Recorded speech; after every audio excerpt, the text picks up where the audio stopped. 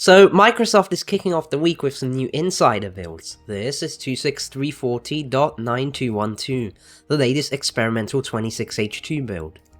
First, you'll notice that the build number actually did go up from 26300 to 26340. This is not too significant, it's just another enablement package, as Microsoft is giving Insider 26H2 higher build numbers than Retail 26H2, which will be 26300. We had a look at it over the weekend, and now the new context menu experience is actually rolling out to the experimental channel. When you update, if you get lucky with the rollout, you'll notice that your context menus now open significantly faster, and they're also customizable. You'll have this new settings page that lets you turn some actions on or off, such as copy as path. You'll also notice that actions like send to and print are now on the modern menu after previously being kept on the old menu. App extensions have been revamped. So instead of all appearing on the main menu, they're now in a sub-menu, and you can choose which ones go to the main menu, and you can turn the entire sub-menu off if you so choose. You'll also have a few other options. For example, you can put properties at the very bottom, you can turn show more options back on if you want to have the legacy context menu button available, or you can bring back Windows 10's cut, copy, etc. display, and if I right click, you'll notice that context menu is looking significantly different. And notably on modern folder context menus, the refresh action is now available.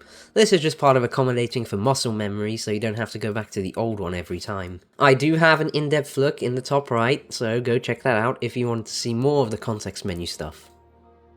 The new AutoPlay dialog that Microsoft confirmed was coming at the end of July, and that we also saw over the weekend, is now available in this experimental build too.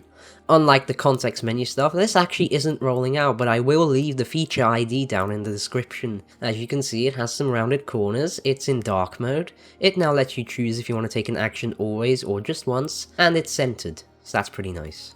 Microsoft has also added support for Emoji 17.0 in this build. That lets you enter some new emojis like this one, distorted face, this fight cloud, and this orca.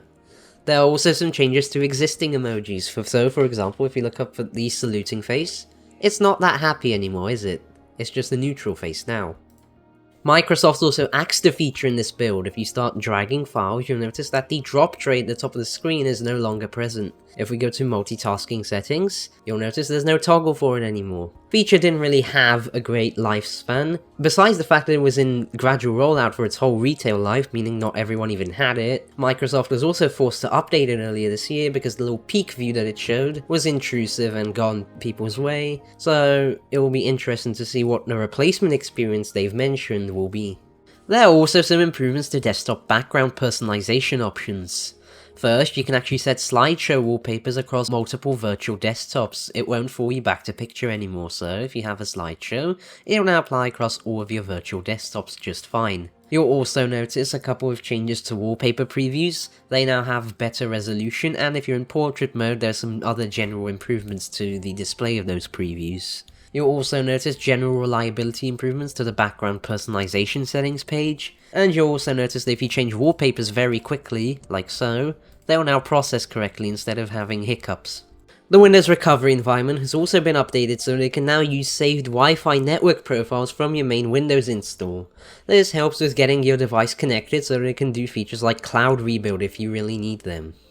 Microsoft's also continuing to modernize the magnifier, so previously it got better dark mode with a dark title bar, and the settings menu was updated to use Windows 11 design elements. Now you'll notice it also has some updated icons which fit in better with the Windows 11 look, and you'll also notice some slightly adjusted padding.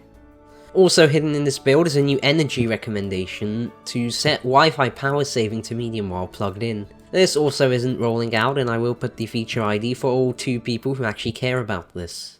So, those are all the highlights for Monday's experimental build. Thank you for watching, farewell!